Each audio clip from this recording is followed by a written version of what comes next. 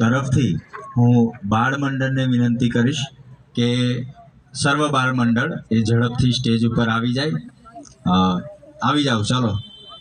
ત્યાં અંદર જ આવીને ખુરશીની અંદર જ આપણે ભોજન માટે બેસીશું. બહાર ખાલી આપણે કાઉન્ટર ગોઠવ્યા છે, પણ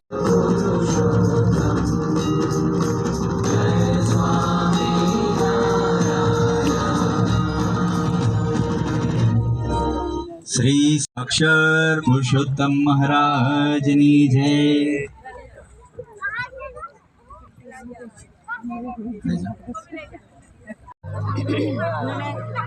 જઈને ફોન તો કરી આવી રહ્યો લઈ આવી